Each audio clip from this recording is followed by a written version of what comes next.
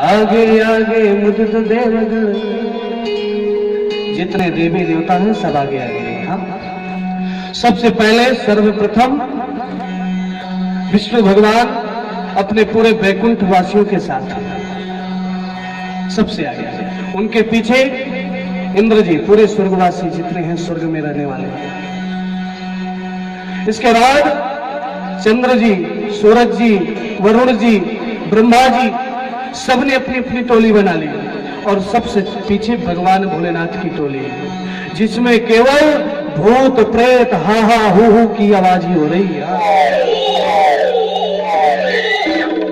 किसी की आवाज में कोई तो शेर जैसे दहाड़ रहा, कोई सर्प जैसे बोल रहा, कोई हाथी जैसे चिघाड़ रहा, ऐसी आवाज। अब तो कहते हैं सर्वप्रथम भगवान विष्णु वह सुंदर अगवानी के लिए हिमाचल जी तैयार हैं कि बारात आने वाली है। हिमाचल जी ने सबसे पहले भगवान विष्णु को देखा, जितने नगरवासी हैं भगवान विष्णु को देखे, इतने सुंदर स्वरूप को देख करके बोले अरे निश्चय ही यही दूल्हा है। यहाँ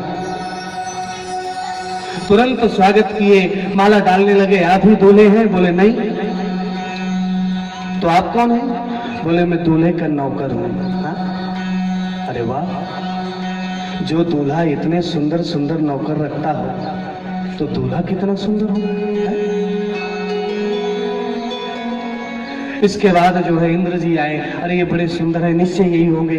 बोले मैं भी उनका सेवक हूं। इसके बाद सूरज जी, चंद्र जी, वरुण जी, सबने कहा कोई सेवक हूं, कोई नौकर है। यार बोले इतने सुंदर सुंदर नौकर जिनके यहाँ है, कितने सुंदर होंगे, बड़ी उत्सुकता है उनके अंदर। ब्रह्मा जी आए, बोले ये जरूर जो है दूल्हे सरकार के गुरुजी होंगे। हाँ, बड़ी बड़ी दाढ़ी है, बड़े बड़े बाल हैं, आप उनके गुरु हैं? बोले नहीं, मैं भी उनका सेवक हूं। अरे वाह, बहुत ही पहुंचे हुए दूल्हे सरकार हैं इसका मतलब। और जैसे ही भगवान भोलेनाथ की बारात आई, भगवान भोलेनाथ के स्वरूप को देख करके, उनके गणों के स्वरूप को देख करके, अब तो कहते हैं सारे जितने बच्चे थे वहां, जितने नगर के रहने वाले थे, सब अपने अपने घरों को भागे। जो छोटे छोटे बच्चे थे ना, घरों में जाकर के घुस गए, और वो भी बेड के नीचे। हाँ, माता पिता उनसे पूछ रहे हैं क्या हुआ? बोले जो बहुत भाग्यवान होगा वही माता पार्वती और भोलेनाथ का विवाह देखेगा, जो बचेगा। हाँ, ऐसी बात है। माता मैना ने जब भगवान के स्वरूप को देखा, उन्होंने तो विचार कर लिया कि इसके साथ तो मैं अपनी बेटी का विवाह करूंगी ही नहीं। नारद जी को भी बुरे भले शब्द कहने लगी, मैं पहाड़ से कूद जाऊंगी, बेटी को लेकर के समुद्र में कूद जाऊंगी, लेकिन अपनी बेटी का विवाह। ऐसे बाघंबरधारी नग्न शरीर धारण किए हुए हैं, कोई कपड़े नहीं पहनता, भस्म लगाए हैं, जटा बांधे हैं, जटों में सर्प लपेटे हैं, गले में सर्प लपेटे हैं, ऐसे पुरुष के साथ मैं बिल्कुल विवाह नहीं करूंगी। आज नारद जी मां मैना को समझाते हैं। जब सारे देवी देवता भगवान भोलेनाथ को समझाए, भगवान भोलेनाथ ने अपना सुंदर स्वरूप धारण किया, और सुंदर स्वरूप जैसे ही धारण किया, माता पार्वती का विवाह भगवान भोलेनाथ के साथ संपन्न हुआ, और भगवान भोलेनाथ माता पार्वती को लेकर के कैलाश धाम पहुंचे।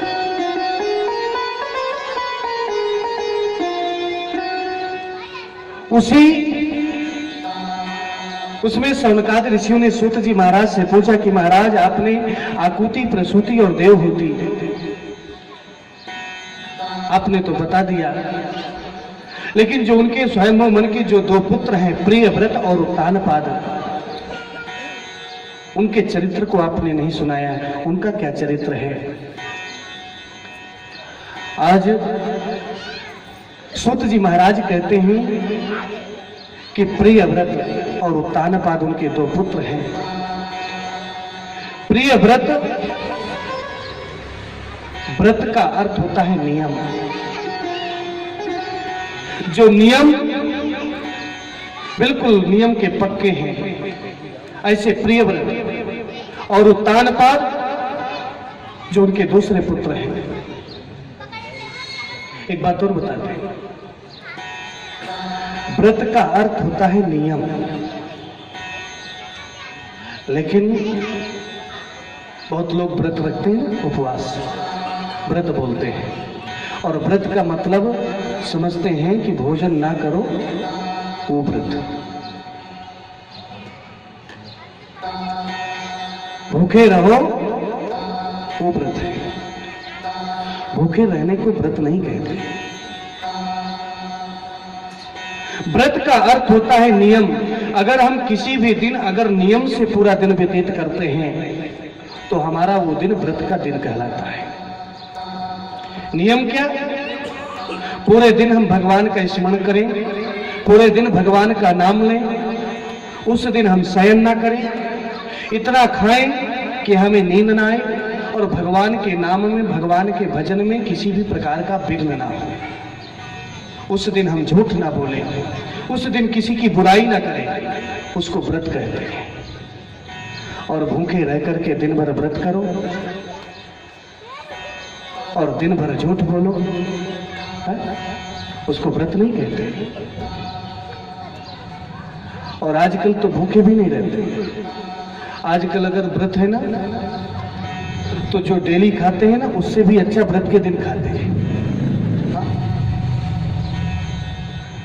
बढ़िया साबूदाना के बड़े बनाएंगे, खिचड़ी बनाएंगे, फलहारी चूड़ा आता है कई प्रकार का, यहाँ तक कि आजकल तो सिंघाड़े की पूड़ी भी बना लेंगे, आलू की सब्जी बना लेंगे, सब चीज खाएंगे।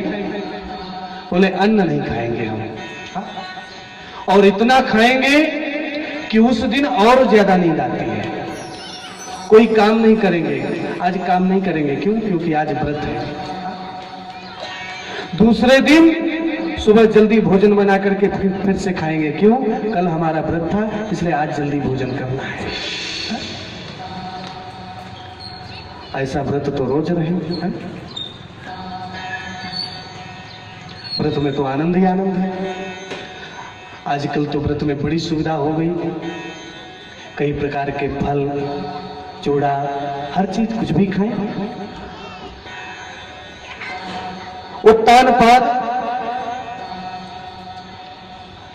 उत्तानपाद की कहते हैं एक पत्नी है जिनका नाम है सुनीति। सुनीति जैसा नाम वैसा गुण, सुष्ठु नीतिर यस्य स सुनीति, जो सुंदर नीति से चलती है। हाँ? जिस प्रकार एक नियम है, एक नीति है, पातिव्रत धर्म का पालन करना, भगवान का पूजन पाठ करना, गृहस्थ धर्म का पालन करते हुए जीवन व्यतीत करना, किसी की बुराई नहीं करना, किसी से झूठ नहीं बोलना, इस प्रकार के नियम से जो अपना जीवन व्यतीत करे, इस नियम के साथ कहते हो सुनीति अपना जीवन व्यतीत कर रही है। सुनीति के जीवन में सब कुछ है, सुख है, शांति है, लेकिन कहते हैं संतान नहीं हो रही। महाराज उत्तानपाद से सुनीति ने कई बार कहा कि एक काम कीजिए, आप दूसरा विवाह कर लीजिए, क्योंकि इस राज्य पर जो है संतान की भी आवश्यकता है, इस राज्य को संभालने के लिए। लेकिन उत्तानपाद को सुनीति के प्रति इतना प्रेम है कि उन्होंने कहा मैं दूसरा विवाह नहीं करूंगा। लेकिन एक ऐसा संयोग आया कि एक बार उत्तानपाद शिकार करने के लिए गए और वहां पर एक सूरज नाम की कन्या लड़की से उनका प्रेम हुआ और उसको लेकर के वो आ गए। अब सुनीति में और सूरज में फर्क क्या है? स्वस्य रुचिर यस्य सह सूरज, जो अपने रुचि का कार्य करे, अपने मन का। एक बात और बता, अगर हम मन के अनुसार कार्य करेंगे, नीति के अनुसार कार्य नहीं करेंगे, तो हम गलत ही करेंगे, क्योंकि हमारा मन ये व्यर्थ के कामों में जाएगा, भगवान के प्रति, एक नियम के प्रति नहीं जाएगा।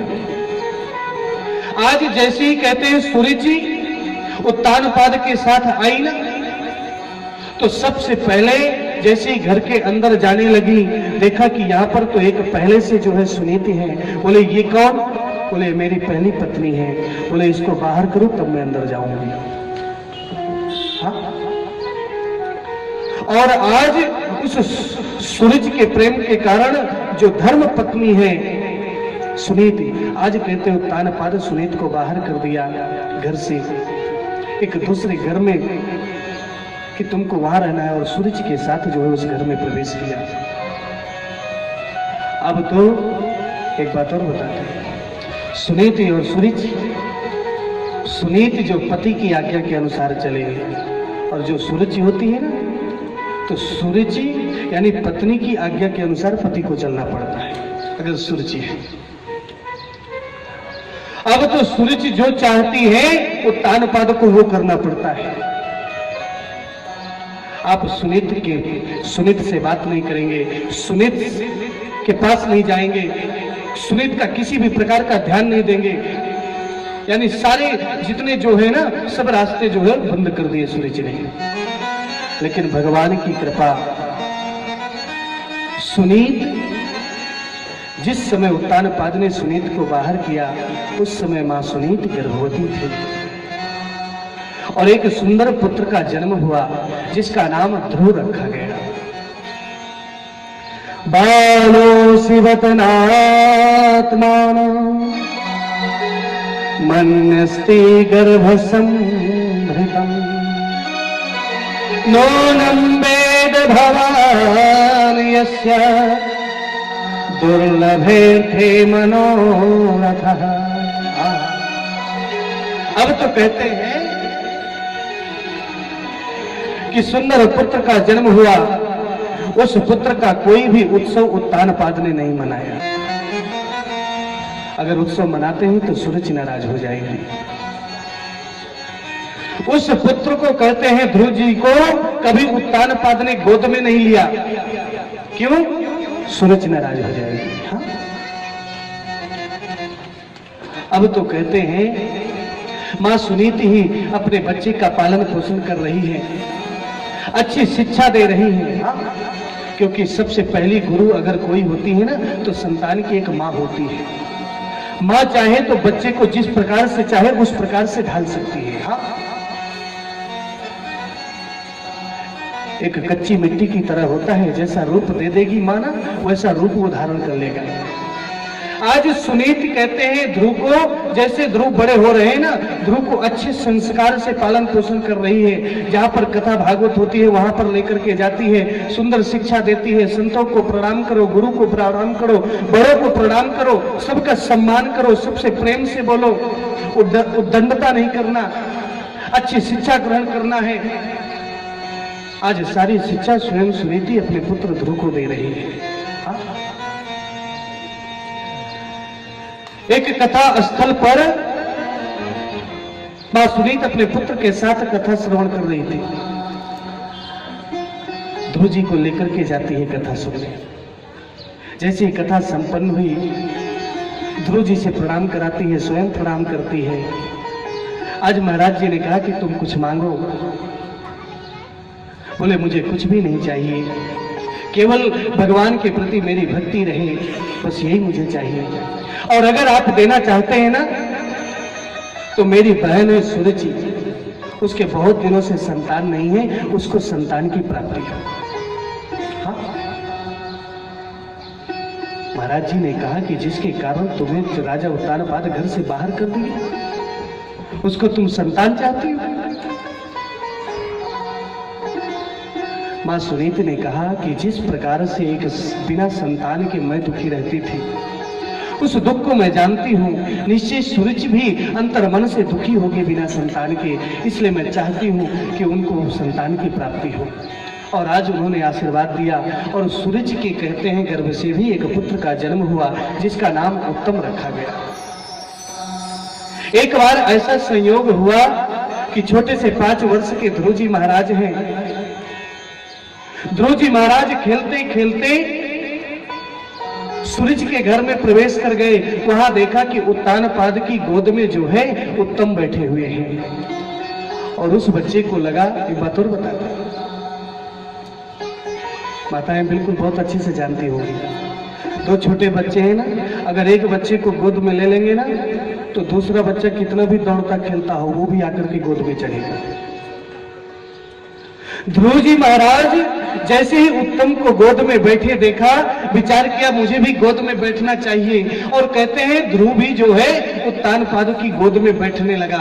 और वैसे ही सूरज की नजर पड़ गई ध्रुव के ऊपर की ये गोद में बैठ रहा है। सूरज जी वहां से आई और हाथ पकड़ के ध्रुव को जो है गोद से उतार दिया। तुम्हें इस गोद में बैठने का अधिकार नहीं। आज ध्रुव रोने लगे, बोले मैं क्यों नहीं बैठ सकता? मेरी माँ कहती है मेरे भी पिता हैं, मैं भी बैठ सकता हूं। बोले हाँ तेरे पिता तो हैं, लेकिन मैं तेरी माँ नहीं हूं। अगर तुम्हें इसकी गोद में बैठना है तो जाकर के भगवान की तपस्या करो कि तुम्हें जो है मेरे गर्भ से जन्म दे, फिर जाकर के इनकी गोद में बैठना। कितना अहंकार है सूरज के अंदर। यानी अपने गर्भ को जो है स्वर्ग से भी बड़ा बता दिया, वैकुंठ से भी बड़ा बता दिया। भगवान की तपस्या करो और भगवान से क्या मांगो? जो गर्भ जो नरक के समान है उस गर्भ पर, तुम्हारे गर्भ पर मैं आऊंगा। आज ध्रुव जी महाराज रोते हुए वापस अपनी मां के पास गए। निश्चय ही मुझे जिस प्रकार से अपमानित किया है ना, मैं जरूर बदला लूंगा। आज मां सुनीत ने तुरंत उसके मुंह को बंद कर दिया। बेटा बिल्कुल ऐसा नहीं बोलते, वो तुम्हारी मां है। बोले उसने कहा है कि तुम भगवान का भजन करो और मेरे गर्भ से जन्म लो, तब मैं जो है उसकी गोद में बैठ सकता हूं। क्या तुम में और उसमें फर्क है? मां सुनीत ने कहा बिल्कुल फर्क है। अगर तू इतनी बड़ी बातें करता है, अगर तेरा कर्म अच्छा होता तो तू देव होता, अगर तेरा कर्म अच्छा होता तो तू मेरे गर्भ से, अभागन के गर्भ से जन्म नहीं लेता। तू अच्छे परिवार में जन्म लेता, अच्छे कुल में जन्म लेता, सूरज के गर्भ से जन्म लेता और राजा बनता। आज ध्रुव ने कहा नहीं मां, बोल मैं क्या उपाय करूं कि हर व्यक्ति तुझे अभागन न कहे। आज मां सुनीत जो है ध्रुव को शिक्षा देती है। 5 वर्ष का बालक है। पुत्रवती जुबती जग सोई, रघुपति भगति जासु सुत हो। अगर मेरे गर्भ को धन्य करना है, अपने जीवन को धन्य करना है, तो तुम भगवान का भजन करो, भगवान की तपस्या करो और भगवान से वरदान मांगो, वो इससे भी ऊंचा पद तुम्हें देगा। आज ध्रुव जी ने कहा कि मैं किस प्रकार से भगवान का भजन करूं। सुनीत ने कहा मैं ज्यादा तो नहीं जानती, ज्यादा उपदेश तो गुरु के द्वारा प्राप्त होता है, ज्ञान तो गुरु देता है, क्योंकि माता पिता से भी बड़ा स्थान उसका होता है जो हमें परम ज्ञान प्रदान करता है। हाँ? और मेरी दृष्टि में तो सबसे बड़े गुरु नारद जी हैं, क्योंकि नारद जिनको मिलते हैं उनको भगवान जरूर मिलते हैं। इसलिए अगर तुम्हें कहीं नारद जी गुरु मिल जाए ना, तो तुम्हें एक ऐसा मंत्र मिल जाए कि उस मंत्र का जप करके तुम भगवान को प्राप्त कर सकते हो। हाँ? देखिए मंत्र बहुत होते हैं संसार में, लेकिन जो हमें गुरुमुख से, ब्राह्मण मुख से जो मंत्र मिलता है ना, वो मंत्र सबसे ज्यादा श्रेष्ठ होता है। क्यों? क्योंकि गुरु के प्रति हमारी आस्था होती है, और गुरु के प्रति आस्था है तो उसके मंत्र में भी शक्ति होती है, और वो मंत्र हमें भगवान के पास लेकर के जाता है। इसलिए बिना गुरु के जो है भगवान बिल्कुल नहीं मिलते।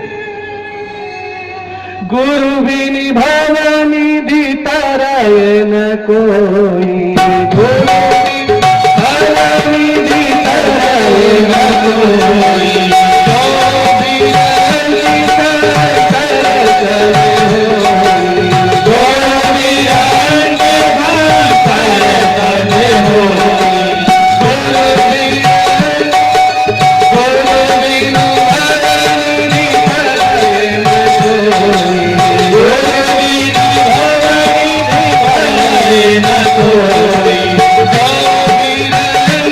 बिरंगी तर चले होई, जो बिरंगी तर चले होई। चाहे वो भगवान भोलेनाथ ही क्यों ना हो, बिना गुरु के गुरु बिनु भवनिधि तरय न कोई, इस संसार से वो पार नहीं हो सकता। शास्त्रों में तो यहां तक आया है कि अगर हम गुरु विमुख नहीं हैं, हम गुरु मंत्र प्राप्त नहीं किए, तो हम जो भी कन्यादान करते हैं, चाहे कोई भी धर्म कार्य करते हैं, उसका हमें पूर्ण फल नहीं मिलता। किसी भी शुभ कार्य के पहले, भागवत आदि कार्य के पहले हमें गुरु विमुख होना चाहिए, यानी गुरु मंत्र लेना चाहिए, गुरु दीक्षा लेनी चाहिए, और उस मंत्र का हमें जीवन भर जप करना चाहिए। उस मंत्र के प्रति हमारी आस्था होनी चाहिए, और गुरु को हमें भगवान के समान जो है हमारे अंदर मान्यता होनी चाहिए। क्यों? क्योंकि गुरु ही एक ऐसा है जो भगवान के पास हमें लेकर के खड़ा करता है, वो ज्ञान देता है, वो भगवान की पहचान देता है। गुरु गोविंदो खड़े काके लागू पाए, बलिहारी गुरु आपने गोविंद दियो मिलाए। ऐसे गुरु। आज ध्रुव जी कहते हैं तो मैं करूं क्या? बोले तुम जंगल जाओ और जंगल में जाकर के वहीं तुम्हें कुछ ना कुछ मिलेगा। आज ध्रुव जी महाराज जंगल की तरफ चल देते हैं, और जैसे ही जंगल की तरफ जा रहे हैं, नारद जी महाराज को एक 5 वर्ष का बालक, 5 वर्ष का बालक क्या करता है आज की डेट में? 5 वर्ष का बालक कुछ नहीं करता। क्या करता है? केवल दिन भर कार्टून देखता है। 5 वर्ष के बालक ध्रुव जी महाराज जंगल की तरफ चल दिए। क्यों? क्योंकि मां के वचनों पर विश्वास है। मां जो कहती है ना, वो सत्य कहती है, ये विश्वास होना चाहिए। नारद जी महाराज 5 वर्ष के बालक को देख करके उनके अंदर दया आ गई। नारद जी के अंदर तो ये भी विचार आ गया कि छोटे से बालक को मैं गुरु मंत्र दूं। लेकिन एक बात और बता दूं, मंत्र भी देना चाहिए ना, तो शिष्य को थोड़ा सा जांच परख करके देना चाहिए, मंत्र को जपेगा कि नहीं, गुरु का सम्मान करेगा कि नहीं, मंत्र के प्रति आस्था रहेगी कि नहीं, आस्तिक है कि नहीं, ये परीक्षा लेकर के देना चाहिए। नारद जी महाराज ने विचार किया कि मैं इसकी परीक्षा ले लूं, और जैसे ही नारद जी महाराज ध्रुव जी के सामने आए, ध्रुव जी ने नारद जी को पहचानता तो नहीं, 5 वर्ष का बालक कैसे पहचानेगा? लेकिन मां ने सिखाया है कि जो ब्राह्मण होते हैं, संत होते हैं, सुंदर वेश में रहते हैं, चंदन लगाए रहते हैं, तो उनको प्रणाम करना चाहिए और अपने से बड़ों को प्रणाम करना चाहिए। मां की उस बात को ध्यान दे करके आज ध्रुव जी महाराज कहते हैं नारद जी को प्रणाम किया। नारद जी ने विचार किया, पहली सीढ़ी तो ये पार कर गया, इतना छोटा सा बालक। नारद जी ने कहा, बेटा कहां जा रहे हो? बोले जंगल जा रहा हूं। क्यों? मां ने कहा कि जंगल में भगवान होते हैं। बोले बेटा ये तुमको गलत शिक्षा मिली है, जंगल में भगवान नहीं होते, जंगल में बब्बर शेर रहता है, वो तुमको खा जाएगा। बोले मेरी मां ने कहा है कि उस बब्बर शेर के अंदर भी भगवान रहते हैं। बोले बेटा ये बताओ, दिन में तुम कितनी बार भोजन करते हो? ध्रुव जी ने कहा मैं 4 बार 5 बार, जितनी बार भूख लगती उतनी बार। छोटा सा बच्चा दिन भर भोजन मांगता है, दिन भर खाना मांगता है, और जो भी अच्छा पदार्थ देखता है उसके लिए रोने लगता है। बोले बेटा अपने से खाते हो? बोले नहीं, मेरी माँ मुझे गोद में लेती है और अपने हाथों से खिलाती है। तो बताओ बेटा इस जंगल में तुम्हें कौन खिलाएगा? इस जंगल में माँ तुम्हें खिलाने आएगी? ध्रुव जी ने कहा मेरी माँ ने साथ में ये भी कहा है कि खिलाने वाला इस संसार में कोई नहीं, खिलाने वाला एक है। जब दांत नहीं तब दूध दियो, अब दांत दियो तो कछु और भी दियो। अरे जब दांत नहीं थे तो उसने दूध दिया, अब दांत मिले हैं तो वो अन्न भी देगा। जब घर में थे तो माँ खिलाती थी, जंगल में आए हैं तो भगवान खिलाएगा। ये विश्वास होना चाहिए। आज नारद जी महाराज की आंखों में आंसू आ गए। बोले बेटा तुम मेरे शिष्य बन जाओ, मैं तुम्हें मंत्र देता हूं। बोले मैं बिल्कुल तुम्हारा शिष्य नहीं बनूंगा। क्यों? क्योंकि मेरी माँ ने कहा है कि गुरु जो होता है वो भगवान के पास लेकर के जाता है, और तुम तो मुझे भगवान से दूर कर रहे हो, घर भेज रहे हो। बोले मैं नारद हूं। बोले तुम बिल्कुल नारद नहीं हो सकते। मेरी माँ ने कहा है जिसको नारद मिल जाए भगवान मिल जाते हैं, और तुम तो कहते हो कि भगवान है ही नहीं। आज नारद जी महाराज ने ध्रुव जी महाराज को गले लगा दिया और आज मंत्र दिया, ओम नमो भगवते वासुदेवाय, द्वादशाक्षर मंत्र को दिया। और आज कहते हैं ध्रुव जी महाराज उस द्वादशाक्षर मंत्र का जो है एक वट वृक्ष के नीचे जप करने लगे।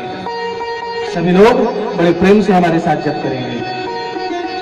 ओम नमो भगवते वासुदेवाय, ओम नमो भगवते वासुदेवाय, ओम नमो भगवते वासुदेवाय, ओम नमो भगवते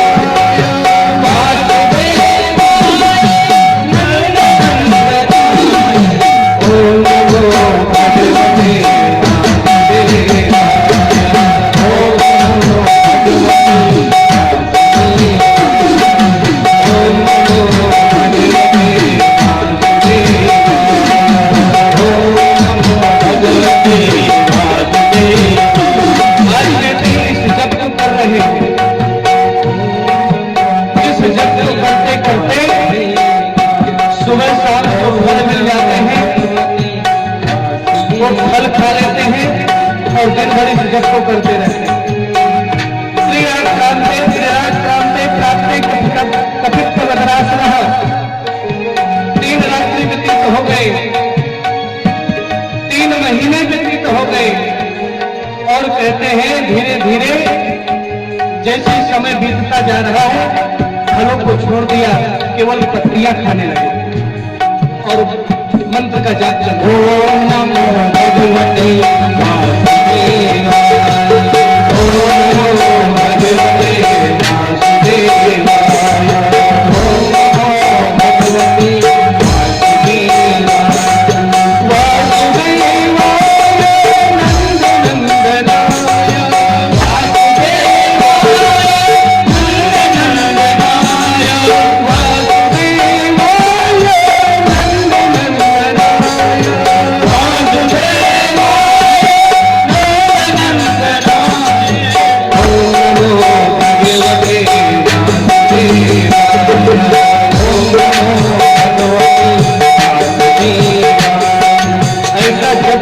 करते 1 महीना और निकल गया, और अब कहते हैं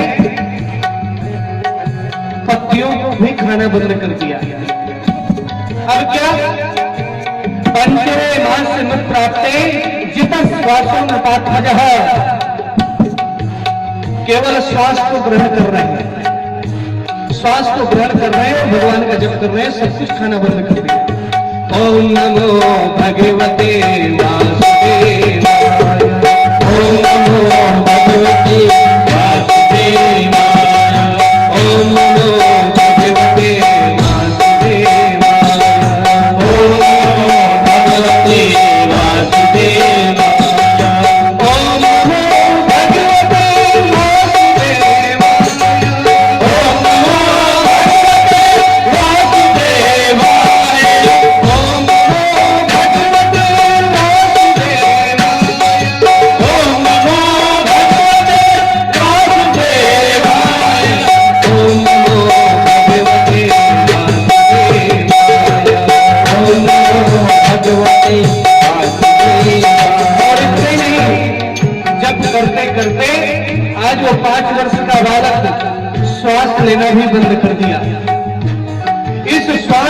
ब्रह्मांड में रोक लिया और ब्रह्मांड में रोक करके मुख बंद करके मन में जो है ओम नमो भगवते वासुदेवाय का जप कर रहा है। ओम नमो भगवते वासुदेवाय, ओम नमो भगवते वासुदेवाय, ओम नमो भगवते वासुदेवाय।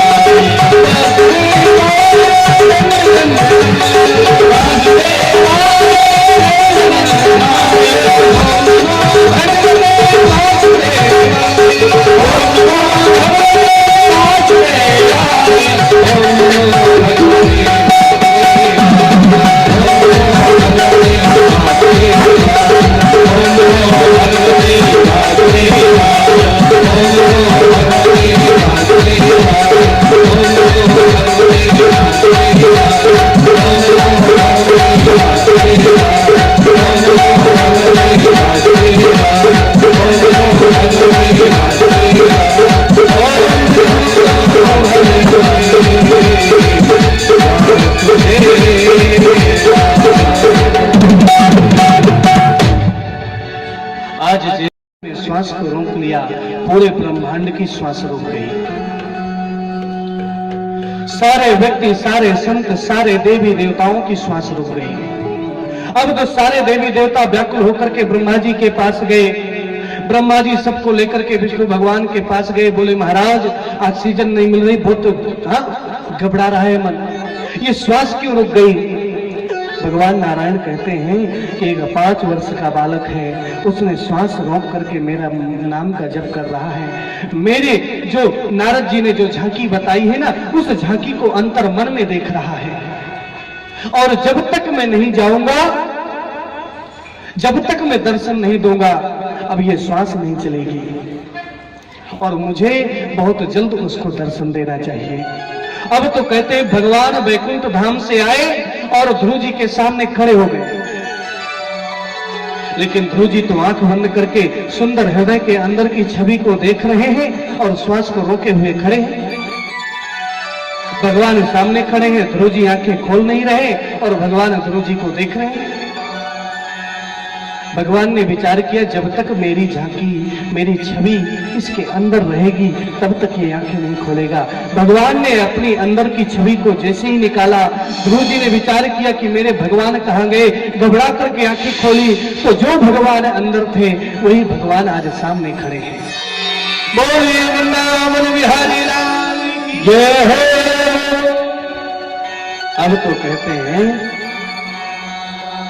5 वर्ष के बालक का वही छवि सामने खड़ी है। ध्रुव जी एकटक दृष्टि से देख रहे हैं और भगवान ध्रुव जी की तरफ देख रहे हैं। ध्रुव जी विचार कर रहे हैं कि मैं 5 वर्ष का हूं, मुझे बोलना आता नहीं, मैं बोलूं क्या? भगवान सोच रहे हैं मैं इसके सामने खड़ा हूं और ये कुछ बोल नहीं रहा, ना तो स्तुति कर रहा, ना प्रार्थना कर रहा, कुछ बोल ही नहीं रहा, क्या करूं? सारे संत सब पूर्ण शांत हैं। कहते हैं इसी शांति पर थोड़ा सा ध्रुव जी मुस्कुराए और जब ध्रुव जी मुस्कुराए तो थोड़ा भगवान भी हंस दिए और जब भगवान हंस दिए तो सुखदेव जी महाराज भी हंस दिए। सुखदेव जी महाराज हंस दिए, परीक्षित जी भी हंसे और जितने ऋषि हैं सभी हंसने लगे। आज परीक्षित जी महाराज ने सुखदेव जी से पूछा कि ये बताइए ध्रुव जी क्यों हंसे? बोले ध्रुव जी इसलिए मुस्कुरा रहे हैं कि मैं छोटा हूं, मुझसे बोलना नहीं आता और ये इतने बड़े खड़े हैं, ये कुछ बोल नहीं रहे। भगवान इसलिए हंस रहे हैं कि मैं इसके सामने खड़ा हूं, ये ना तो कुछ बोल रहा है ना कुछ मांग रहा है।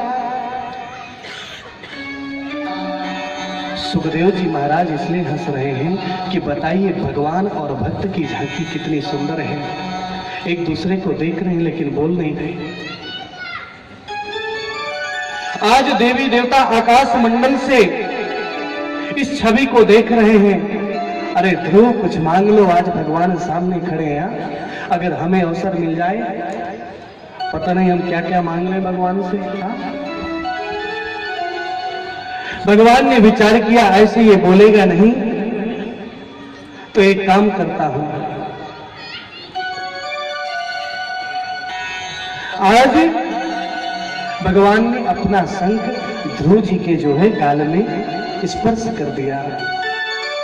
कृतांजलिं ब्रह्ममयेन कंबुना स्पर्श बालम कृपया कपोले।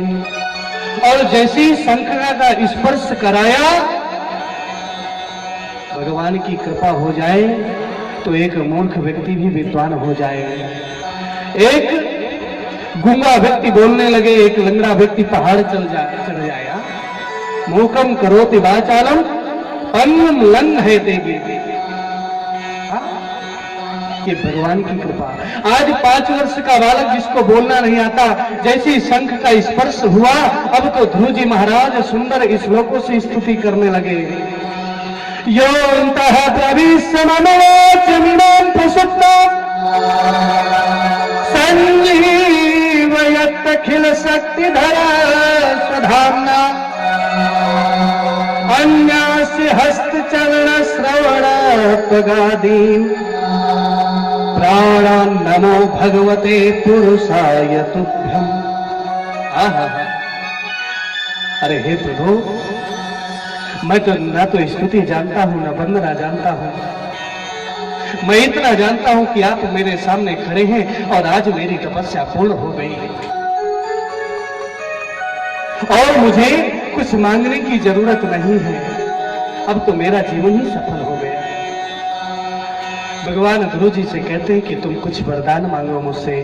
5 वर्ष का बालक है, ज्यादा ज्ञान तो है नहीं, सत्संग की प्राप्ति तो हुई नहीं। आज भगवान से कहता है, बोले महाराज मुझको सबसे ऊंचा पद दे दो, जो एक राजा से भी बड़ा पद हो।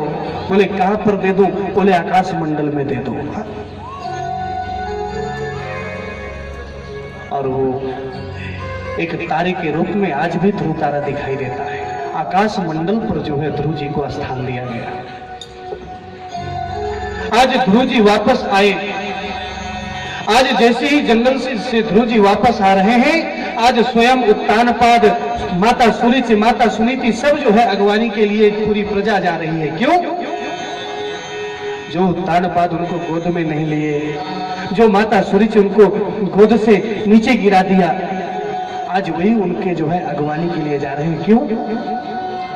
जा पर कृपा राम के होई, जा पर कृपा राम के होई,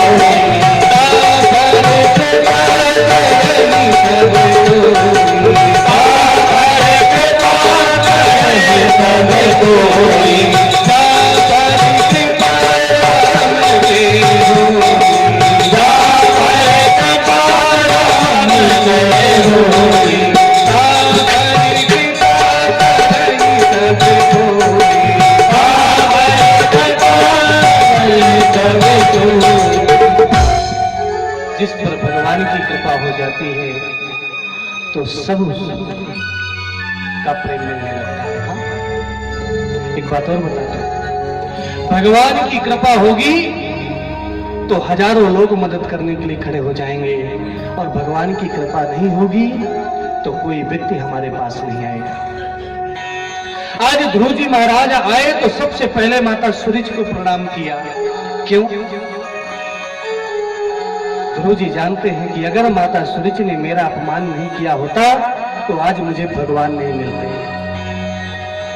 भगवान मिलने में सबसे बड़ा योगदान माता सूरज का है। माता सुनीति को प्रणाम किया, सबको प्रणाम किया। सुंदर उत्तानपाद ने उनको राज सिंहासन दिया और स्वयं जंगल के लिए चले गए तपस्या करने के लिए। ध्रुव जी महाराज और उत्तम कुमार राज्य करने लगे, और उसी समय कहते हैं उत्तम जी जो है, उत्तम जी का यक्षों से युद्ध हुआ और यक्षों ने उत्तम को मार दिया जो सूरज के पुत्र हैं। जैसे ध्रुव जी को मालूम हुआ, आज ध्रुव जी स्वयं युद्ध के लिए गए और बहुत सारे यक्षों को मार दिया। आज सौनकाद ऋषि कहते हैं महाराज, जिनको भगवान की प्राप्ति हो जाए, भगवान जिनको दर्शन दे दे, वो भी युद्ध करे और हिंसा करे, ऐसा तो हमने सुना नहीं। बोले ध्रुव जी को भगवान तो मिले हैं, लेकिन ध्रुव जी को सत्संग नहीं मिला। अरे भगवान तो दुर्योधन को भी मिले थे, दुर्योधन ने भी भगवान का दर्शन किया था, लेकिन दुर्योधन की बुद्धि का बदलाव हुआ नहीं। अर्जुन की बुद्धि में बदलाव हुआ, क्यों? क्योंकि अर्जुन ने सत्संग किया था। अर्जुन को भगवान कृष्ण ने गीता सुनाई थी। बिना सत्संग के, बिनु सत्संग विवेक न होई, बिना सत्संग के ज्ञान नहीं होता। बिना गुरु के, बिना सत्संग के हमें ज्ञान नहीं प्राप्त होता। और आज ध्रुव जी महाराज को कहते हैं युद्ध से वापस आए, धीरे धीरे समय व्यतीत हुआ। ध्रुव जी ने नारद जी से पुनः उनको उपदेश प्राप्ति हुई, उनको ज्ञान हुआ, और ज्ञान के बाद उन्होंने सोचा कि अब मैं इस धरती से जाऊं। उसी समय मृत्यु देवी ध्रुव जी के सामने आकर के खड़ी हो गई। तुम्हें पहले मरना पड़ेगा, इसके बाद तुम स्वर्ग जाओगे। ध्रुव जी ने कहा कि थोड़ा सा झुक जाओ। ध्रुव जी कहते ध्रुव जी की मृत्यु नहीं हुई, आज वही ध्रुव जी ध्रुव तारा के रूप में है। जैसे ही मृत्यु देवी झुकी, मृत्योर्मूर्ध पदम दत्ता आरुरोहाद बुद्धम ग्रहम। जैसे मृत्यु देवी झुकी, मृत्यु के सर में पैर रख करके जो है आकाशमंडल को चले गए। उन्हें ध्रुव जी के वंश में महाराज अंग, उनका राज्याभिषेक हुआ। महाराज अंग के पुत्र बेन, जिन्होंने बहुत अधर्म किया, क्रीडे क्रीडतो बालान, खेलते हुए बच्चों को मारना, हिंसा करना, गौ ब्राह्मणों का अपमान करना, उनके हिंसा को देख करके संतों ने कहते हैं उनको मृत्युदंड दिया और उनके शरीर को मत करके भगवान पृथु का प्रादुर्भाव किया। आज इस संसार में जो हमें अन्न प्राप्त होता है, जो औषधि प्राप्त होती है, कहते हैं वो सब महाराज पृथु की दी हुई है। महाराज पृथु ने इस पृथ्वी का दोहन किया और इस पृथ्वी से जो अधर्म के कारण, महाराज बेन के अधर्म के कारण जो पृथ्वी अन्न देना बंद कर दिया था, महाराज पृथु की तपस्या के द्वारा पुनः अन्न देने लगी। महाराज पृथु इस पृथ्वी पर 99 अश्वमेघ यज्ञ किए। जब 1.25 अश्वमेघ यज्ञ करने लगे तो उनके यज्ञ में विघ्न आ गया। क्यों?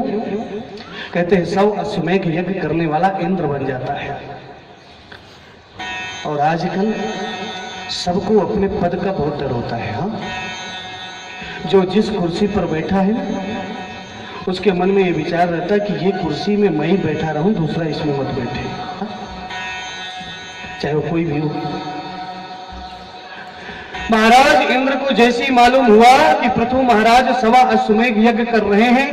अश्वमेघ यज्ञ का नियम होता है कि अश्वमेघ यज्ञ तभी होता है जब हम पूरे राजाओं को जीत लेते हैं। उस यज्ञ के में घोड़ा छोड़ा जाता है, वो घोड़ा सभी राज्यों से घूम करके अगर वापस आ जाए तो हम अश्वमेघ यज्ञ हमारा सफल हो गया। इंद्र महाराज ने उस घोड़े को ही चुरा लिया। और जैसे ही पृथु महाराज को पता चला कि इंद्र की ऐसी क्रिया है, महाराज पृथु ने विचार किया कि इंद्र को अपने पद का डर है, चलो मैं अश्वमेघ यज्ञ करता ही नहीं, मैं अश्वमेघ यज्ञ करूंगा ही नहीं। केवल 99 अश्वमेघ यज्ञ किए और भगवान का भजन करने लगे। भगवान की इतनी कठोर तपस्या की कि आज पृथु के सामने भगवान प्रकट हुए और भगवान ने कहा वरदान मांगो। और यहां पर महाराज पृथु ने बड़ा अद्भुत वरदान मांगा। न कामये नाथ तदापि हम क्वचित न यत्र युष्माचरणाम्बुजासवः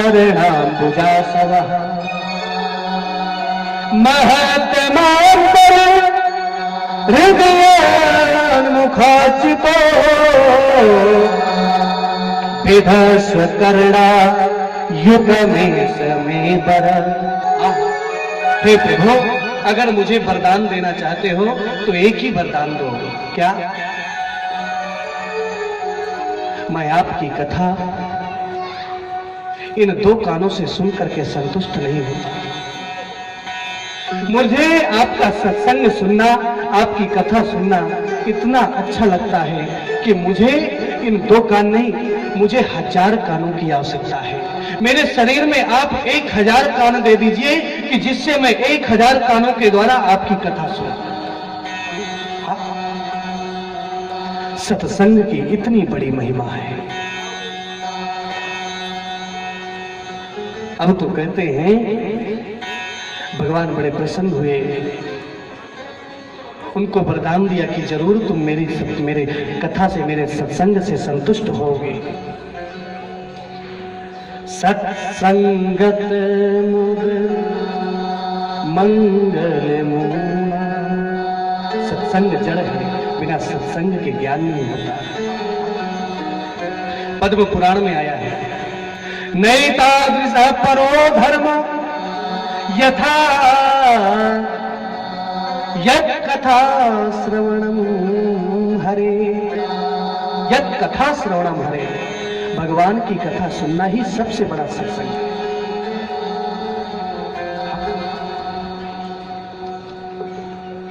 आज पृथु महाराज को सत्संग का वरदान स्वयं भगवान ने दिया। सबसे यानी जो नवधा भक्ति है ना, नवधा भक्ति में सबसे पहली भक्ति है सत्संग। प्रथम भगति संतन कर संगा, रामचरितमानस में तुलसीदास जी ने लिखा। और भागवत में श्रवणम, कथा सुनना। संतों के पास जाएंगे तो कथा सुनने को ही तो मिलेगा। जय हो।